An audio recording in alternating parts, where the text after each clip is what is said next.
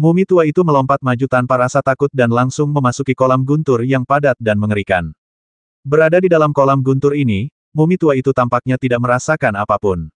Ia berkeliaran di tengah guntur dan kilat yang pekat, tampak santai dan puas. Namun, ekspresi di wajah mumi tua itu agak serius dan tak berdaya. Adapun mengapa mumi tua itu memiliki ekspresi seperti itu, hanya dia sendiri yang tahu. Saat berikutnya, mumi tua itu keluar dari kolam guntur dan mendarat di depan Fang Lin dalam sekejap. Han Loyun dan lelaki tua jelek itu sama-sama terkejut saat melihat mumi tua itu tiba-tiba muncul, dan mereka tidak dapat menahan rasa kagum. Akan tetapi, mumi tua itu tidak memandang mereka berdua, melainkan menatap Fang Lin. Nak, ikutlah denganku. Mumi tua itu tak menyia-nyiakan kata-kata. Dia meraih Fang Lin dan terbang ke langit lagi. Ledakan, apa yang muncul di hadapan Fang Lin adalah kumpulan guntur yang sesungguhnya. Titik. Kilatan petir yang tak terhitung jumlahnya berkumpul di satu tempat, membuat petir di sini sangat pekat. Bahkan tempat yang paling padat pun telah berubah menjadi perak. Fang Lin terkejut. Kekuatan guntur dan kilat akan berubah menjadi api. Ini menunjukkan betapa dahsyatnya guntur dan kilat di tempat tersebut. Apa tujuanmu membawaku ke sini? Fang Lin menatap kolam guntur besar di depannya dengan ekspresi bingung di wajahnya. Dia tidak tahu untuk apa mumi tua itu membawanya ke sini. Mumi tua itu terkekeh dan berkata, tentu saja aku memberimu kesempatan. Ekspresi Fang Lin menjadi aneh ketika dia mendengar ini. Mungkinkah kesempatan yang kamu bicarakan adalah ladang ranjau ini?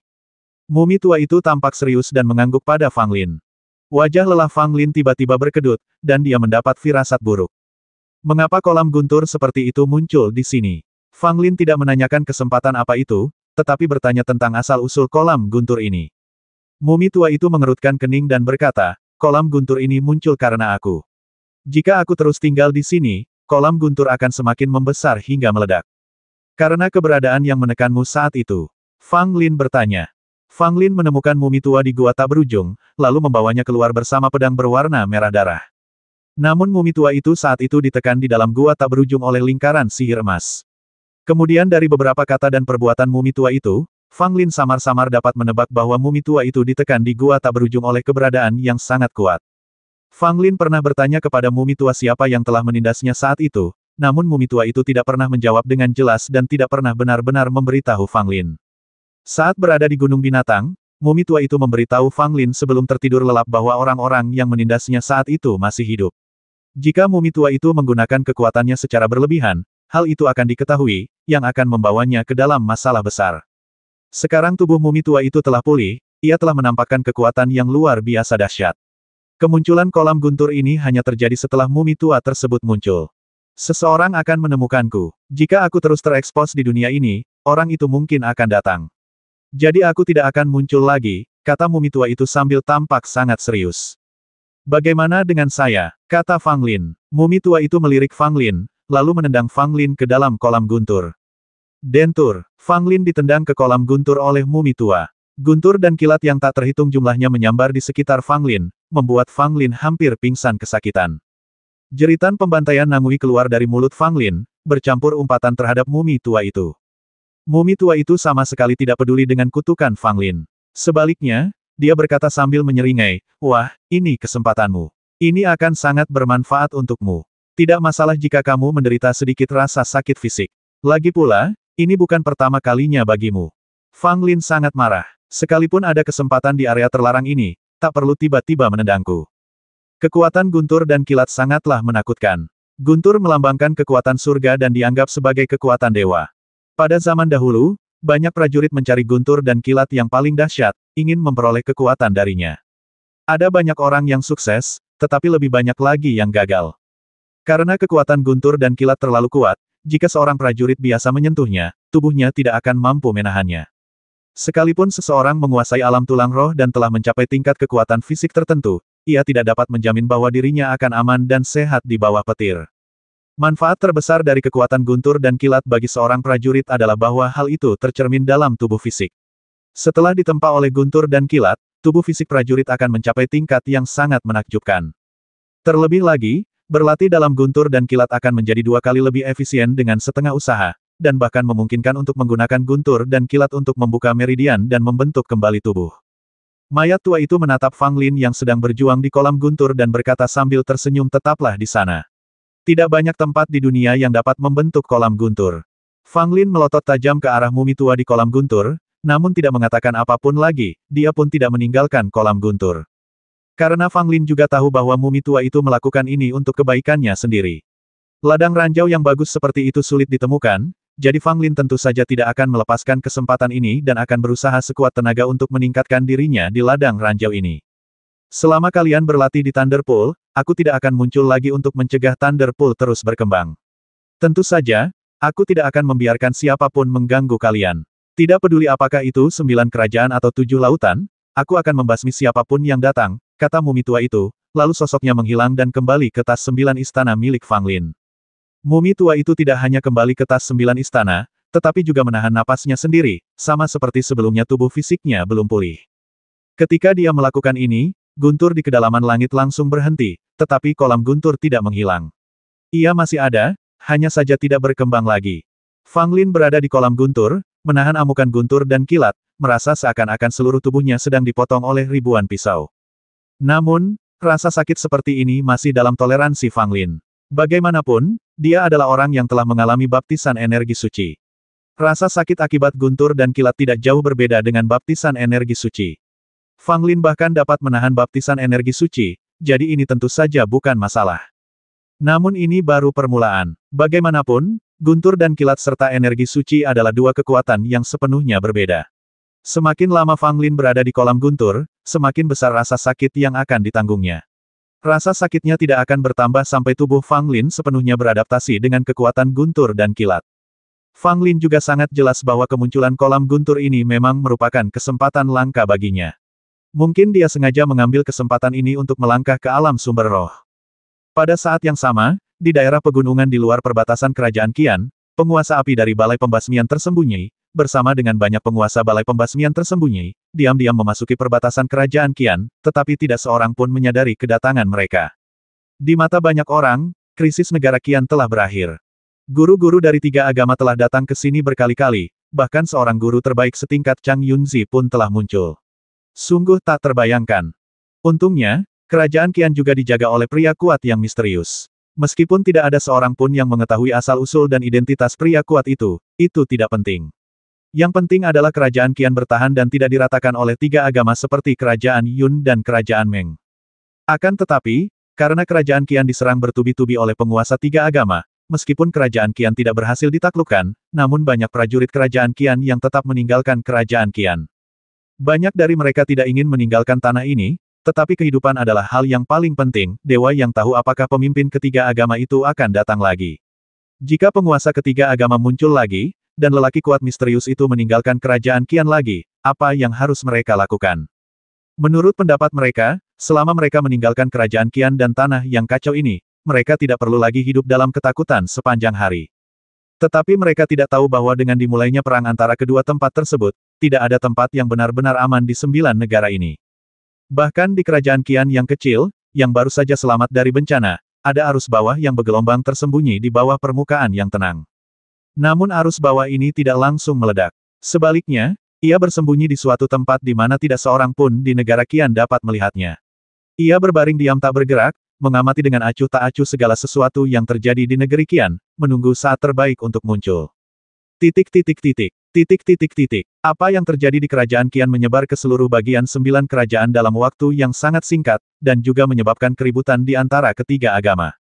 Karena tindakan ketiga agama di kerajaan Qian sangat terhalang dan beberapa pemimpin ketiga agama terbasmi, ketiga agama memutuskan untuk menangguhkan sementara serangan terhadap 9 negara, dan para pemimpin teratas ketiga agama berkumpul bersama untuk membahas tindakan selanjutnya dengan saksama. Dalam rencana ketiga agama, mengambil alih kerajaan Qian dan membebaskan wanita misterius yang dipenjara di kerajaan Qian merupakan bagian yang sangat penting dari ketiga agama. Jika hubungan ini tidak dapat dilaksanakan, banyak rencana ketiga agama selanjutnya akan sulit dilanjutkan. Bahkan mungkin memengaruhi situasi perang antara kedua tempat ini. Situasi ketiga agama saat ini relatif baik. Mereka telah berhasil menyusup ke wilayah 9 negara, terutama di negara Tang, di mana mereka telah membuat lubang besar. Dengan memanfaatkan lubang ini sebagai batu loncatan, mereka terus mengirimkan para guru dari ketiga agama tersebut ke berbagai pelosok di 9 negara. Sedangkan untuk orang kuat teratas, ketiga agama juga memperoleh kemenangan. Situ Yue, Chang Yunzi dan Buddha Head bergabung untuk melawan 3 kaisar. Pada akhirnya, dengan hilangnya kepala Buddha, Kaisar Qin dan Kaisar Yuan pun ikut menghilang, dan Kaisar Tang pun mengalami kerusakan yang parah. Akibatnya, dari 3 kaisar paling berkuasa di 9 negara, hanya Kaisar Tang yang tersisa. Terlebih lagi, Kaisar Tang terluka parah. Dia telah memulihkan diri sejak kepulangannya. Jelaslah bahwa luka-lukanya tidak dapat pulih dalam semalam. Kini ketiga agama itu berada di atas angin dan telah meraih hasil gemilang dalam peperangan di mana-mana. Namun hanya di kerajaan Qian, terjadi kecelakaan tak terduga yang tidak pernah diduga oleh ketiga agama. Ada seorang wanita misterius yang tertindas di negara Qian. Ini adalah sesuatu yang hanya diketahui oleh para pemimpin tertinggi ketiga agama. Itu hanya terungkap dalam beberapa tahun terakhir oleh beberapa monster tertua. Demi menyelamatkan wanita misterius yang punya kaitan erat dengan ketiga agama tersebut sudah mempersiapkan diri sejak lama, mengira mereka takkan bisa berbuat apa-apa. 9 negara itu tidak mungkin mengetahui bahwa serangan mereka terhadap ketiga negara itu hanyalah kedok, dan tujuan mereka sebenarnya adalah menyelamatkan wanita misterius itu. Namun ketiga agama tersebut tidak pernah menyangka bahwa kerajaan Qian ternyata dijaga oleh seorang guru yang tiada taraf, yang mengakibatkan ketiga agama tersebut berkali-kali mengalami kegagalan, bahkan ada beberapa guru dari ketiga agama tersebut yang terbasmi. Bila dihitung dengan teliti, selain para pendekar Ling Yuan yang tewas, para pemuka tiga agama yang gugur di kerajaan Qian antara lain 3 pahlawan Dao Tian, biksu berbadan kekar, dan gadis Giok Haujian. 3 pahlawan Dao Tian merupakan ahli Taoisme, biksu kekar berasal dari agama Buddha, dan gadis Giok Haujian secara alami berasal dari agama Konfusianisme. Selain itu, seorang biksu berjubah emas, seorang pemuda bersenjata pedang, dan seorang pria parubaya juga ikut ditangkap. Kehilangan seperti itu adalah sesuatu yang tidak dapat ditanggung oleh ketiga agama. Tidak banyak guru tingkat ini di antara ketiga agama. Jika kerugian terus berlanjut seperti ini, para pemimpin ketiga agama kemungkinan besar akan terbasmi atau terluka sebelum perang antara kedua tempat berakhir. Terutama setelah Chang Yunzi kembali dengan kekalahan, ketiga agama menyadari bahwa kerajaan Qian bukan hanya tulang yang keras untuk dikunyah, tetapi juga tulang yang tidak dapat dikunyah. Bukan saja mereka tidak dapat mengunyahnya, tetapi gigi mereka juga akan patah. Orang macam apakah Chang Yunzi itu? Para master Taoisme teratas, belum lagi menjadi nomor 1 dalam Taoisme, tetapi kekuatan di antara 5 teratas pasti tidak perlu diragukan lagi. Akan tetapi Chang Yunzi pun pulang dengan kekalahan dalam pertempuran negeri Qian, dan dia langsung berkata bahwa di negeri Qian ada seorang laki-laki perkasa yang jauh lebih unggul darinya, Chang Yunzi, dan begitu perkasanya hingga tak terbayangkan. Bahkan Chang Yunzi pun mengucapkan kata-kata seperti itu. Setelah pemimpin ketiga agama mengetahui hal itu, mereka merasa sangat sedih, seolah-olah perang antara kedua tempat itu sudah pasti akan gagal. Di mata para pemimpin teratas dari 3 agama, 9 kerajaan sebenarnya menyembunyikan seorang pria kuat, yang hanyalah kartu truf.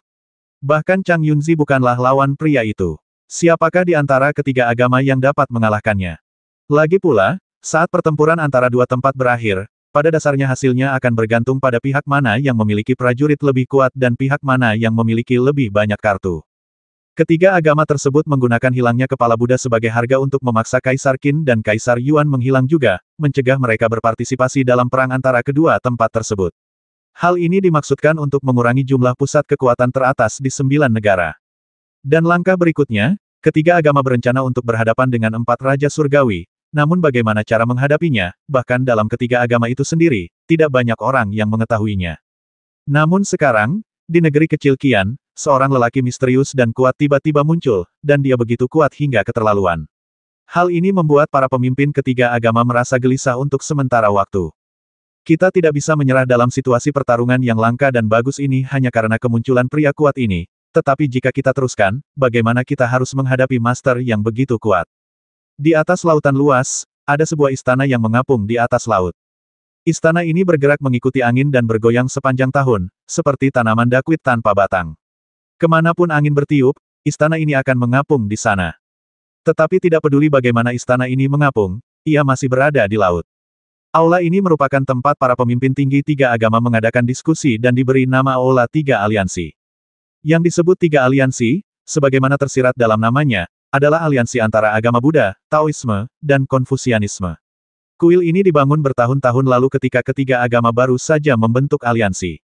Saat ini, banyak pejabat tinggi dari 3 agama, termasuk sebagian besar master dari 3 agama, kecuali mereka yang berada di 9 negara dan tidak dapat melarikan diri, pada dasarnya semuanya telah tiba di 3 aula aliansi.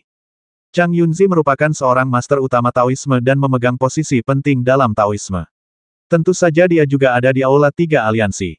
Kali ini, ia memanggil banyak pejabat tinggi ketiga agama untuk datang ke sini guna berdiskusi.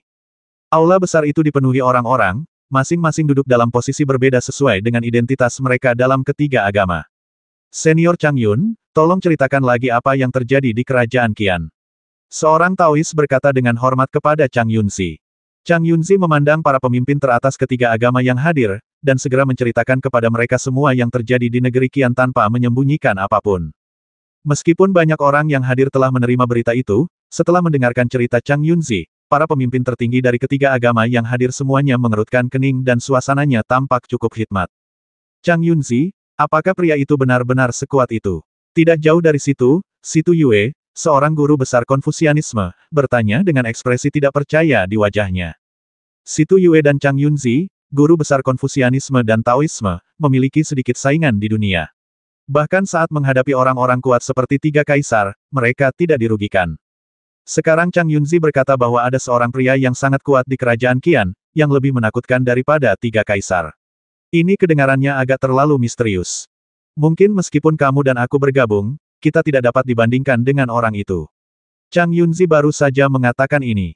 Wajah Situ Yue tiba-tiba berubah muram. Meskipun dia enggan mempercayainya, mustahil bagi Chang Yunzi untuk berbicara omong kosong di sini. Kemungkinan besar seperti yang dikatakan Chang Yunzi.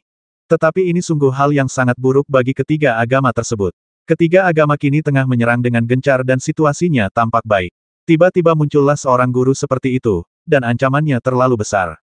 Terlebih lagi, kepala sang Buddha kini telah hilang dan mustahil baginya untuk kembali dalam waktu dekat. Tanpa bantuan kepala Buddha, apa yang dapat digunakan ketiga agama untuk melawan pria sakti misterius itu? Titik. Tiga pahlawan Daotian, gadis Giok Haujian, dan gajah naga Arhat semuanya telah tewas, dan tiga lainnya telah ditangkap. Haruskah kita menyelamatkan mereka? Seseorang dari aliran Konfusianisme berkata. Tentu saja kita harus menyelamatkan mereka. Jumlah guru dari tiga agama terbatas, dan kita tidak boleh membiarkan siapapun kehilangan mereka, kata penganut agama Buddha. Lalu bagaimana kita bisa menyelamatkan mereka? Senior Chang Yunzi berkata bahwa bahkan dia tidak dapat menandingi pria kuat misterius itu. Tidak peduli siapa yang kita kirim untuk menyelamatkan mereka, itu hanya akan menambah korban, kata sang Taois. Setelah orang itu berkata demikian, ruangan itu tiba-tiba menjadi sunyi dan semua orang tidak tahu harus berkata apa. Situ Yue mengerutkan kening, menatap Chang Yunzi, dan bertanya, menurutmu apa yang harus kita lakukan? Chang Yunzi sudah punya ide, dan dia segera berkata kau ikut denganku, pergi ke negeri Qian lagi, dan lawan orang itu lagi. Situ Yue berkata, bukankah kamu mengatakan bahwa bahkan jika kita berdua bergabung, kita tidak akan menjadi lawan pria itu? Chang Yunzi mengangguk benar sekali. Jadi, kita perlu mengundang seorang guru dari sekte Buddha untuk membantu.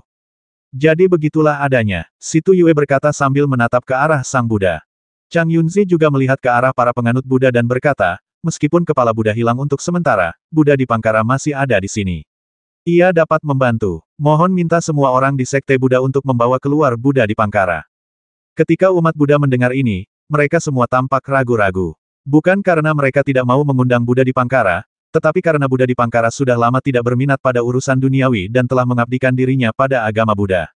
Dia tidak lagi terlalu peduli dengan urusan Buddha. Tidak perlu. Aku sudah di sini. Sebuah suara tua terdengar, dan kemudian seluruh aula Sanmeng diterangi oleh cahaya Buddha. Diiringi suara ribuan pendeta yang melantunkan mantra, seorang pendeta tua berjubah abu-abu berjalan perlahan memasuki aula. Di belakang biksu tua itu, 3 lampu kuno berkibar. Ada nyala api samar di lampu-lampu kuno, tetapi itu membuat seluruh aula 3 aliansi tampak terbakar, dan suhunya tiba-tiba meningkat drastis. Melihat kemunculan biksu tua ini, semua orang di aula 3 aliansi berdiri, bahkan Chang Yunzi dan Situ Yue. Umat Buddha khususnya terkejut. Mereka hanya bertanya-tanya bagaimana mereka dapat mengundang Buddha di Pangkara untuk keluar sedangkan ia sudah lama tidak terlibat dalam urusan duniawi. Kok dia tiba-tiba muncul dalam sekejap mata? Salam, Buddha. Umat dari ketiga agama tersebut menundukkan kepala bersama-sama dengan sikap yang sangat hormat, khususnya umat Buddha yang sangat menghormati Sang Buddha di Pangkara. Buddha senior, kami baru saja akan mengundang Anda. Chang Yunzi mendekat dan memberi hormat kepada Buddha di Pangkara, dan ia melakukan tata krama seorang junior. Hal yang sama berlaku untuk Situ Yue. Meski ekspresinya tetap dingin, dalam hal etiket, penganut Konfusianisme adalah yang paling khusus.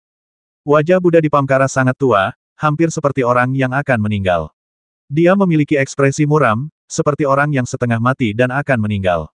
Sama seperti tiga lampu kuno di belakangnya, apinya lemah dan tampak seperti akan padam kapan saja. Jika Fang Lin ada di sini, dia pasti akan sangat terkejut melihat tiga lampu kuno mengambang di belakang Buddha Dipamkara. Karena ketiga lampu kuno ini adalah lampu kuno Dewa Api. Fang Lin memiliki lampu Dewa Api kuno di tangannya, yang ia dapatkan dari Kaisar Xuan dan telah menggunakannya sejak saat itu. Kemudian, rubah penelan langit juga menggunakan tiga lampu Dewa Api kuno. Kemudian, rubah penelan langit dikalahkan oleh orang bijak Ibel yang setara surga, dan tiga lampu Dewa Api kuno juga diperoleh oleh orang bijak Ibel yang setara surga. Lampu kuno Dewa Api merupakan harta karun Kaisar Yan yang sangat berkuasa di zaman dahulu. Total ada 7 lampu, 4 diantaranya berada di 9 negara, dan 3 sisanya merupakan milik Buddha Dipamkara. Status Buddha Dipamkara ini sangat tinggi dalam agama Buddha. Bahkan Buddha yang paling memukau dalam agama Buddha masa kini harus menjalankan etika seorang junior di hadapan Buddha Dipamkara. Situ Yue dan Chang Yunzi berada pada generasi yang sama dengan Sang Buddha, namun di hadapan Sang Buddha Dipamkara, mereka juga junior. Ketika Buddha Dipamkara berada pada puncak kejayaannya, ia dianggap sebagai agama nomor 1 di antara 3 agama. Dialah yang menemukan kepala Buddha, yang pada waktu itu masih seorang samanera muda. Ia merasa bahwa kepala Buddha sangat cerdas, maka ia sendiri yang mengajarkan ajaran Buddha kepada kepala Buddha, dan kemudian kepala Buddha yang ada saat ini pun muncul. Dapat dikatakan bahwa Buddha Dipamkara adalah mentor Sang Buddha. Sekalipun dia tidak lagi peduli dengan urusan ketiga agama itu, semua orang dari ketiga agama itu harus menghormatinya. Buddha, terima kasih atas bantuanmu, kata Chang Yunzi. Separuh wajah Buddha Dipamkara berkedut, seolah-olah sedang tersenyum, tetapi separuh lainnya sangat kaku dan tampak sangat aneh. Semua orang dari 3 agama yang hadir tahu bahwa Buddha Dipamkara bermeditasi di depannya, duduk bermeditasi selama 999 tahun, dan kemudian memahami ajaran Buddha yang mendalam, tetapi ia juga menderita wajah kaku di satu sisi. Sekalipun Buddha Dipamkara memiliki tingkat kultivasi yang tak terduga, ia tidak dapat mengubah separuh wajahnya. Inilah harga yang dibayarnya untuk memahami ajaran Buddha yang mendalam. Sang Buddha tidak ada di sini. Jika aku tidak keluar, aku khawatir kalian akan menyalahkanku. Buddha Dipamkara berkata dengan suara serak, namun setiap umat Buddha yang mendengar suara Buddha Dipamkara memperlihatkan ekspresi saleh, seolah-olah setiap kata Buddha Dipamkara mengandung ajaran Buddha yang mendalam. Buddha, aku malu karena gagal menyelamatkan Arhat Naga Gajah, kata Chang Yunzi dengan nada meminta maaf. Buddha Dipamkara menggelengkan kepalanya tidak masalah, ini adalah nasib naga dan gajah. Setelah selesai berbicara, Buddha Dipamkara memandang Situ Yue dan berkata, saya ingin tahu apakah guru Anda baik-baik saja. Saya sudah lama tidak keluar dan sudah lama tidak mengunjunginya. Situ Yue membungkuk hormat dan berkata, Buddha sangat bijaksana. Guruku baik-baik saja. Itu bagus, itu bagus. Buddha Dipamkara mengangguk. Buddha, saya minta maaf karena merepotkanmu untuk mengambil tindakan kali ini, kata Chang Yunzi. 9 negara dan 7 lautan telah berperang selama bertahun-tahun, dan aku sudah lelah. Ini adalah terakhir kalinya aku akan berperang untuk 3 agama. Setelah ini, aku akan memasuki pagoda dan tidak akan pernah keluar lagi, kata Buddha Dipamkara. Mendengar hal itu, semua umat dari 3 agama yang hadir merasa terharu, dan umat Buddha bahkan lebih berduka. Mereka melafalkan nama Buddha secara serempak dan memberi hormat dalam-dalam kepada Buddha Dipamkara. Orang-orang dari ketiga agama tahu bahwa para biksu Buddha besar akhirnya akan meninggal di sebuah stupa, membakar tubuh mereka dengan api Buddha, dan tubuh fisik mereka akan lenyap, hanya menyisakan relik. Hanya biksu Buddha sejati yang akan menghasilkan relik setelah kematian mereka. Setiap relik merupakan hal paling berharga dalam agama Buddha. Mereka diabadikan dalam pagoda dan disembah selamanya oleh umat Buddha. Buddha Dipamkara telah hidup terlalu lama. Dia mengalami 2 perang besar. Dia melakukan pembasmian saat dia masih muda. Dia memiliki kejayaan dan puncaknya. Ia dapat disebut sebagai tokoh legendaris dalam agama Buddha. Orang-orang berbakat muncul di setiap generasi, dan setiap orang di komunitas Buddha tahu betul bahwa sangat sulit bagi Buddha Dipamkara untuk hidup sampai hari ini. Masa hidupnya akan segera berakhir, dan kali ini dia keluar dari pengasingannya untuk memperjuangkan 3 agama. Berhasil atau gagal, dia akan meninggal. Jika Buddha Dipamkara wafat, agama Buddha akan kehilangan seorang biksu hebat, dan ketiga agama akan kehilangan orang yang benar-benar berkuasa. Titik. Sang Buddha adalah sosok yang saleh dan kami mengaguminya. Situ Yue dan Chang Yunzi membungkuk lagi. Buddha Dipamkara tidak berkata apa-apa lagi dan berbalik serta berjalan keluar dari Aula Sanmeng. Buddha, aku punya sesuatu untuk ditanyakan padamu. Situ Yue tiba-tiba berkata. Buddha Dipamkara berhenti dan melihat kembali ke Situ Yue apa yang terjadi. Situ Yue berkata jika perang antara tiga agama merugikan kita, apa yang harus kita lakukan? Ini adalah pertanyaan yang ingin ditanyakan oleh banyak orang yang hadir. Saat ini, situasi ketiga agama masih baik, tetapi kekuatan sejati 9 negara belum terungkap. Terlebih lagi, seorang pria kuat misterius telah muncul di 9 negara. Sulit untuk memprediksi sejauh mana perang akan berkembang di masa mendatang. Oleh karena itu, Situ Yue mengajukan pertanyaan ini, ingin mendengar pendapat sesepuh Buddha ini. Mendengar ini, Buddha di Pangkara tersenyum tipis di wajahnya yang kaku jika perang berjalan buruk, ketiga agama dapat menunggu selama ratusan tahun. Mendengar ini, Situ Yue terkejut, lalu mengerutkan kening dan berkata, Buddha, ketiga agama kita akhirnya menemukan kesempatan untuk perang ini. Dengan situasi saat ini, jika kita menunggu ratusan tahun, saya khawatir kita tidak akan pernah memiliki kesempatan untuk menyerang 9 negara lagi. Buddha di Pangkara menggelengkan kepalanya dan berkata ketika saya mempelajari agama Buddha, saya pernah bermimpi untuk kembali ke masa lampau. Saya melihat banyak hal dan bertemu banyak orang, dan saya juga memahami sebuah kebenaran. Saya berharap Sang Buddha dapat memberi saya petunjuk. Situ Yue berkata dengan hormat. Waktu terus berubah dan tidak dapat diubah oleh kekuatan manusia. Mungkin belum saatnya untuk melakukan perubahan di era ini. Kata Buddha di Pangkara sambil melayang pergi. Selamat tinggal, Buddha. Semua orang membungkuk bersama, tetapi kata-kata Buddha di Pangkara terngiang di telinga setiap orang cukup lama, menyebabkan banyak orang termenung dan bingung. Di atas kerajaan Qian, jauh di langit, cahaya perak berkedip-kedip dan kilat muncul. Meskipun guntur dan kilat telah berhenti, kolam guntur masih ada. Sosok itu tengah duduk bersila di tengah kolam guntur yang mengerikan, menahan dahsyatnya guntur dan kilat. Orang ini adalah Fang Lin.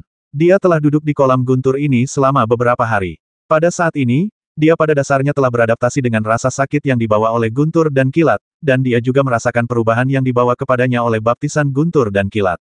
Awalnya, Fang Lin telah menghabiskan banyak energi dan kekuatan fisik saat memurnikan pil nirvana, dan kelelahan. Namun, setelah berlatih di Thunder Pool selama beberapa hari terakhir, rasa lelahnya telah lama hilang dan ia pulih ke kondisi puncaknya. Setelah itu, Fang Lin dapat merasakan dengan jelas bahwa tubuh fisiknya terus membaik, dan keadaannya yang stagnan menunjukkan tanda-tanda akan segera membaik. Saat berada di utara jauh, Fang Lin bisa saja menerobos ke tingkat ke-8 tulang roh, tetapi karena masalah dengan kekuatan pil ajaib, ia tertunda. Kemudian, meridian jantungnya rusak, dan dengan begitu banyak hal yang harus dilakukan, wilayahnya mandek di tingkat ke-7 tulang roh. Sekarang, wilayah kekuasaan Fang Lin berangsur-angsur memperlihatkan tanda-tanda terobosan lagi, yang merupakan hal baik bagi Fang Lin. Dalam situasi kacau seperti sekarang ini, jika kita meningkatkan kekuatan kita, kita juga dapat memiliki lebih banyak kekuatan untuk melindungi diri kita sendiri. Meskipun tubuh mumi tua Jing Zulong telah pulih, dia tidak muncul lagi setelah mengusir Chang Yunzi. Ia masih sangat waspada dan tidak ingin makhluk mengerikan yang pernah menindasnya menyadari bahwa ia telah pulih. Terlebih lagi, Fang Lin juga memiliki firasat samar bahwa mumi tua itu mungkin akan pergi. Tentu saja, ini hanya tebakan Fang Lin saja. Akan tetapi, betapapun lamanya dia bersama mumi tua itu, Fang Lin masih bisa merasakan bahwa mumi tua itu telah menampakkan niat untuk pergi. Ukuran kolam guntur makin mengecil. Hal ini dikarenakan kekuatan guntur dan kilat di kolam guntur terus-menerus dikonsumsi oleh Fang Lin. Namun, dilihat dari ukurannya saat ini, perlu waktu beberapa lama agar kolam guntur itu menghilang sepenuhnya. Dan di kerajaan Qian di bawah, beberapa tamu tak diundang juga datang. Ada 3 daerah terlarang di negeri Qian, yang dianggap oleh orang Qian sebagai tempat yang tidak boleh dimasuki. Begitu Anda menginjaknya, Anda pasti akan mati. 3 area terlarang adalah Gua Tak Berujung, Danau Darah Gunung Hantu, dan Hutan Berkabut. Di antaranya, Gua Tak Berujung tidak dapat dimasuki lagi karena pintu masuknya telah runtuh. Namun Danau Darah Gunung Hantu dan Hutan Berkabut masih ada. Fang Lin suatu kali secara tidak sengaja memasuki Danau Darah Gunung Hantu. Tombak kuno itu diperoleh dari Danau Darah, dan dia juga menemukan rahasia Danau Darah Gunung Hantu. Adapun Hutan Berkabut, masih merupakan tempat yang sangat misterius. Banyak orang telah melangkah ke dalamnya dan ingin menjelajahi rahasianya, tetapi tidak ada satu pun yang berhasil. Hutan berkabut ini sangat aneh. Bukannya Anda tidak bisa keluar begitu Anda masuk ke dalamnya, tetapi Anda akan terjebak di hutan berkabut. Ketika Anda keluar, Anda akan menemukan bahwa puluhan tahun atau bahkan ratusan tahun telah berlalu di dunia luar. Tidak seorang pun berani memasuki area terlarang ini untuk waktu yang lama. Seperti Gunung Hantu dan Danau Darah, hal itu telah menjadi keberadaan yang ditakuti oleh banyak orang di negeri Qian. Namun hari ini seseorang datang keluar hutan berkabut, menatap hutan lebat dengan kabut putih mengepul di hadapannya, dengan ekspresi serius di wajahnya. Pria ini tampaknya berusia sekitar 30 tahun, dengan wajah tenang dan tegas. Dia berdiri tegak bagaikan pohon pinus hijau yang kuat. Di belakang orang ini, ada pisau kain di punggungnya. Meskipun bilah pedangnya tertutup kain, ketajamannya masih terasa. Saat berikutnya, pria dengan pisau di punggungnya melangkah ke hutan berkabut dan sosoknya dengan cepat menghilang dalam kabut putih. Setelah dia masuk, bayangan hitam samar muncul di luar hutan berkabut dan kemudian melintas ke dalam hutan berkabut. Tidak lama kemudian, seorang wanita datang ke sini, dengan rambut perak terurai dan kecantikannya luar biasa. Wanita berambut perak itu menatap hutan berkabut di depannya dengan senyum jahat di bibirnya. Apakah kamu ingin masuk juga? Seorang pria tiba-tiba muncul dan berdiri di belakang wanita berambut perak itu. Tentu saja, tapi kamu, tidakkah kamu tertarik dengan rahasia di dalamnya? Wanita berambut perak itu tidak berbalik, dia tahu siapa yang berdiri di belakangnya. Pria itu tampaknya berusia 30-an, tampan, tetapi juga sedikit jahat, dengan satu mata merah dan satu biru, yang sangat aneh. Orang ini tak lain adalah Fire Lord, salah satu dari 4 pembasmi hebat di Hidden Killing Hall. Aku punya hal lain yang harus kulakukan. Rahasia di sini akan dieksplorasi oleh orang lain di aula pembasmian tersembunyi milikku. Huo Jun berkata dengan tenang. Jadi, orang-orangmu dari Hidden Killing Hall ingin bersaing denganku, kata wanita berambut perak itu dengan dingin. Huo Jun melambaikan tangannya berulang kali dan berkata sambil tersenyum, saya tidak berani.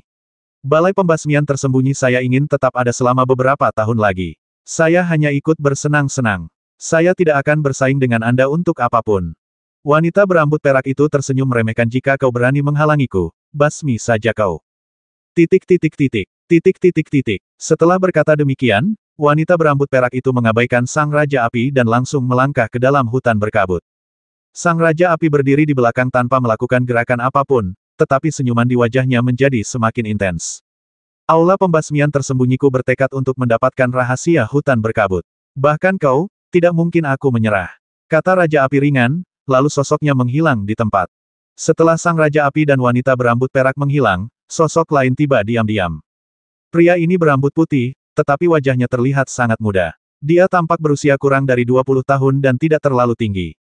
Kalau saja rambutnya tidak putih, dilihat dari sudut pandang manapun dia akan terlihat seperti remaja. Namun sorot mata anak laki-laki berambut putih ini sangatlah berubah-ubah, seakan-akan dia telah mengalami semua suka duka kehidupan. Apa yang aku inginkan ada di sini. Pemuda berambut putih itu tiba di luar hutan berkabut, matanya tertuju pada hutan lebat yang dikenal sebagai daerah terlarang, tetapi dia tidak terburu-buru untuk melangkah ke dalamnya. Anak laki-laki berambut putih itu melambaikan tangannya, dan sesuatu muncul di tangannya. Objek ini adalah tempat pembakaran dupa. Kelihatannya sangat halus. Terdapat seekor ular kecil yang tampak seperti manusia hidup terukir pada tutup tempat pembakar dupa, melingkar pada tutupnya, seakan-akan ular tersebut dapat hidup sewaktu-waktu. Beberapa gumpalan asap hijau mengepul keluar dari pembakar dupa. Pemuda berambut putih itu meniup pelan, dan asap hijaunya mengepul ke dalam hutan berkabut. Setelah melakukan semua ini, anak laki-laki berambut putih itu memegang pembakar dupa di tangannya dan duduk bersila. Namun, sosoknya menjadi kabur dan segera menghilang dari tempatnya. Namun nyatanya, si bocah berambut putih itu tidak benar-benar menghilang, ia hanya menyembunyikan sosoknya agar tidak terlihat oleh orang lain. Setelah bocah berambut putih itu menghilang, beberapa sosok lain datang silih berganti. Tak seorang pun memperhatikan anak laki-laki berambut putih itu dan mereka langsung masuk ke dalam hutan berkabut. Ketika orang-orang itu memasuki hutan berkabut, pemuda berambut putih itu tidak bergerak sedikit pun, bahkan tidak menoleh ke arah mereka, seolah-olah dia sedang dalam keadaan meditasi lengkap. Anak laki-laki berambut putih itu tidak membuka matanya sampai seseorang muncul. Ini adalah seorang gadis muda yang terlihat polos dan lincah. Rambutnya yang hitam panjang terurai rapi di belakangnya dan mencapai pinggulnya. Wajahnya sungguh cantik dan tanpa cacat. Dia berlari dan melompat sepanjang jalan, tampak sangat bahagia. Ada 2 untaian lonceng kecil yang tergantung di pinggangnya, yang juga mengeluarkan suara nyaring. Gadis itu mendekat dan menatap hutan lebat di depannya, matanya penuh dengan kepolosan, seolah-olah dia tidak tahu betapa berbahayanya tempat ini. Lalu gadis itu melirik ke arah tempat anak laki-laki berambut putih itu duduk bersila, dengan sedikit keraguan dan kebingungan di matanya. Sepertinya ada seseorang di sini. Gadis itu bergumam pada dirinya sendiri, namun saat dia melihat ke kiri dan kanan, dia tidak melihat apapun. Lalu gadis itu menyenandungkan sebuah lagu, menggoyangkan lonceng kecil di pinggangnya, dan berjalan memasuki hutan berkabut dengan ekspresi acuh tak acuh di wajahnya. Anak laki-laki berambut putih itu tidak menampakkan dirinya sampai gadis itu benar-benar menghilang ke dalam hutan lebat. Gadis kecil ini sangat peka. Dia benar-benar bisa merasakan kehadiranku. Anak laki-laki berambut putih itu berkata diam-diam di dalam hatinya dengan tatapan mata yang aneh. Pada saat ini, gumpalan asap hijau melayang keluar dari hutan berkabut dan menempel di ujung jari anak laki-laki berambut putih itu. Jadi begitulah adanya. Anak laki-laki berambut putih itu tampak berpikir, lalu melambaikan tangannya, asap pun menghilang, dan anak laki-laki berambut putih itu melangkah maju dan berjalan memasuki hutan berkabut. Setelah anak laki-laki berambut putih itu masuk, tak seorang pun datang ke sini lagi. Namun, gundukan tanah kecil muncul di tempat anak laki-laki berambut putih itu baru saja duduk bersila. Suatu benda yang tampak seperti wortel besar merangkak keluar dari gundukan tanah kecil, dengan setengah tubuhnya terekspos di atas tanah. Otang pembawa sial, aku ini orang yang hebat, kenapa aku harus berdiam di dalam tanah seharian? Benda yang tampak seperti lobak besar ini memiliki fitur wajah manusia, namun terlihat sangat menjijikkan dari sudut pandang manapun. Orang ini secara alami adalah Millennium Course Ginseng. Ia telah bertahan di dalam tanah untuk waktu yang lama. Siapapun yang memasuki hutan berkabut dari sini dapat terlihat jelas olehnya. Sayang sekali, Fang Lin sangat sibuk sekarang. Sepertinya hal-hal besar yang terjadi di hutan berkabut ini membutuhkan bantuanku. Ginseng mayat berusia 1000 tahun merangkak keluar dari tanah, menggoyangkan tubuhnya yang berlumpur, dan hendak memasuki hutan berkabut. Namun saat hendak masuk, tiba-tiba berhenti. Tidak, mengapa aku harus terlibat dalam masalah yang merepotkan seperti ini? Aku mungkin lebih baik melarikan diri sementara Fang Lin terlalu sibuk untuk menggangguku. Ginseng mayat milenium menyentuh dagunya dan bergumam pada dirinya sendiri, meski ia tidak memiliki dagu. Saat ia sedang bimbang apakah akan memasuki hutan berkabut itu, beberapa sosok datang bersamaan dari kejauhan, membuat Ginseng mayat berusia 1000 tahun itu ketakutan hingga ia kembali menggali langsung ke dalam tanah. Ada 3 orang dalam kelompok ini, salah satunya adalah wajah yang dikenal, Zhou Meng. Bodoh amat John, kenapa si tua bangka Zhou ini ada di sini? Mumi tua itu mengumpat dalam hati, tetapi tidak berani muncul sedikit pun. Selain Zhou Meng, 2 orang lainnya juga memiliki wajah-wajah tua dan tampaknya merupakan penguasa Liga Dan, dengan tingkat kultivasi yang sebanding dengan Zhou Meng. Setelah Zhou Meng dan 2 orang lainnya tiba di sini, mereka melihat sekeliling dan menemukan sebuah lubang di tanah, disitulah Ginseng mayat berusia 1000 tahun baru saja merangkak keluar. Mereka bertiga menatap lubang itu sejenak dan merasa bahwa lubang itu agak aneh. Jelaslah bahwa itu baru saja dibuat. Mumi tua itu begitu ketakutan hingga dia tidak berani bergerak, bahkan tidak berani bernapas, karena takut ketahuan. Untungnya, ketiga orang ini tidak tinggal lama dan segera memasuki hutan berkabut. Setelah Zhou Meng dan 2 orang lainnya masuk, mumi tua itu merangkak keluar lagi, setelah memutuskan bahwa ia tidak bisa tinggal di tempat ini, apalagi masuk. Saya seorang pria yang melakukan hal-hal besar. Saya tidak bisa melawan orang-orang kecil ini. Mari kita pergi ke tempat yang aman dan membuat rencana. Kata mumi tua itu, lalu hendak pergi. Hah, lobak yang telah menjadi roh. Tanpa diduga, sebuah tangan besar langsung mencengkeramnya, dan Ginseng mayat berusia 1000 tahun itu lengah dan langsung dicengkeram di tangan. Astaga, Ginseng mayat milenium menjerit, tetapi tidak sempat melarikan diri dan langsung ditangkap oleh tangan itu. Pria ini tampaknya berusia 50-an, mengenakan jubah hitam, dengan wajah biasa, pelipis sedikit memutih, dan aura yang sangat kuat. Ia juga bisa berbicara, kelihatannya seperti harta karun langka dari surga dan bumi. Lelaki berjubah hitam itu makin terkejut ketika melihat Ginseng mayat berusia 1000 tahun itu bisa berbicara. Bah, kamu adalah harta surga dan bumi, seluruh keluargamu adalah harta surga dan bumi, turunkan aku dengan cepat, atau aku akan memukulmu ke tanah dan berteriak memanggil ayahmu. Ginseng mayat berusia 1000 tahun itu berkata dengan ganas sambil matanya melotot, tetapi tidak dapat membuat ekspresi ganas di wajahnya. Semakin ia melihatnya, semakin menjijikkan kelihatannya. Pria berpakaian hitam itu tidak marah. Dia hanya berpikir bahwa Ginseng mayat berusia 1000 tahun itu sangat aneh. Dia belum pernah melihat makhluk seperti itu sebelumnya. Pada saat ini, dia melihat ke kiri dan ke kanan pada Ginseng mayat berusia 1000 tahun itu. Mayat Ginseng berusia 1000 tahun itu merasa sedikit takut dengan tatapan laki-laki berbaju hitam itu, dan melotot ke arah laki-laki berbaju hitam itu berulang kali. Apa yang kau lihat? Apa kau iri dengan ketampananku? Biar ku beritahu, ketampananku adalah bawaan lahir. Kau lelaki tua itu tidak akan pernah setampan aku di kehidupan ini. Lebih baik kau menunggu kehidupan selanjutnya. Mungkin orang tuamu bisa memperlakukanmu dengan baik di kehidupan selanjutnya. Kata Millennium Course Ginseng dengan nada sinis. Lelaki berpakaian hitam itu tertawa dan mengerahkan kekuatan dengan tangannya. Ginseng mayat berusia 1000 tahun itu langsung menjerit dan tampak kesakitan. Hah!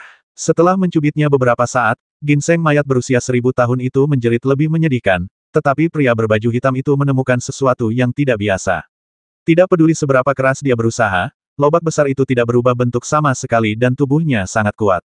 Titik titik titik, titik titik titik. Kamu sebenarnya apa? Pria berpakaian hitam itu bertanya sambil menatap ginseng mayat berusia 1000 tahun itu. Mayat ginseng milenium memutar matanya dan berkata, aku tidak takut untuk memberitahumu bahwa aku adalah roh jahat yang tidak muncul selama 10.000 tahun. Siapapun yang bertemu denganku akan bernasib buruk. Jika aku mengutuk seseorang, orang itu akan mati. Bagaimana menurutmu? Apakah kamu takut? Lelaki berpakaian hitam itu mengangguk menarik. Tampaknya kau adalah makhluk spiritual yang langka. Ginseng mayat berusia 1000 tahun itu mengumpat dalam hati dan tidak ingin membuang waktu lagi dengan lelaki berbaju hitam itu. Yang dapat dipikirkannya hanyalah bagaimana cara melarikan diri. Tepat ketika ginseng mayat berusia 1000 tahun itu hendak memperlihatkan kemampuan transformasinya, pria berpakaian hitam itu tiba-tiba mengeluarkan tungku dan melemparkan ginseng mayat berusia 1000 tahun itu ke dalam tungku. Begitu ginseng mayat berusia 1000 tahun memasuki tungku alkimia, ia merasakan kegelapan di depan matanya dan kemudian kehilangan kesadaran. Pria berpakaian hitam itu menyimpan tungku alkimia, merasa sangat baik. Dia baru saja tiba di negeri Qian dan belum memasuki hutan berkabut, tetapi dia telah memperoleh makhluk spiritual yang dapat berbicara bahasa manusia. Ini merupakan pertanda baik, yang menunjukkan perjalanannya akan berjalan lancar dan membuahkan hasil. Lalu, lelaki berpakaian hitam itu melangkah ke dalam hutan berkabut dan sosoknya segera menghilang dalam kabut putih. Hutan berkabut yang telah sunyi selama bertahun-tahun ini telah melihat banyak orang memasukinya hari ini. Dapat dibayangkan banyak hal akan terjadi di hutan misterius ini segera. Pada saat yang sama, di padang gurun jauh di utara, berdiri sebuah menara hitam yang menjulang tinggi. Menara hitam ini sangat tinggi dan megah, dan telah berdiri di utara sejak lama, dengan kekunoan dan perubahan kehidupan. Sejarah menara hitam ini sama panjangnya dengan sejarah Ligadan. Dibangun oleh pendiri Danlik. Menara ini adalah menara Danji, dan juga merupakan menara Danji yang paling penting di Ligadan. Kepentingannya jauh lebih besar daripada menara Danji di tempat lain. Di menara ini, ada banyak warisan yang ditinggalkan oleh leluhur Ligadan, serta peluang dan manfaat yang tak terbayangkan. Sejak berdirinya Ligadan, banyak orang yang dapat memasuki menara Danji, tetapi tidak banyak orang yang dapat memasuki menara Danji ini. Kecuali Anda memiliki status yang sangat tinggi, Anda harus memiliki kualifikasi yang cukup untuk memasuki menara Danji ini. Apakah seseorang memenuhi syarat untuk memasuki menara Danji atau tidak diputuskan oleh para pemimpin puncak Ligadan, bahkan 8 tetua pun tidak. Karena siapapun yang ingin memasuki menara Danji harus menjalani ujian yang diadakan oleh menara Danji. Hanya setelah lulus ujian mereka dapat masuk. Jika Anda gagal ujian, tidak peduli seberapa luar biasanya Anda tidak akan bisa masuk. Oleh karena itu, menara Danji ini menghalangi kemajuan banyak jenius Ligadan, tetapi sekelompok tokoh Ligadan yang sangat kuat juga muncul darinya. 8 tetua agung masa kini, termasuk tetua Tiangang yang telah meninggal, semuanya keluar dari menara Danji ini dan berlatih di dalamnya selama beberapa waktu.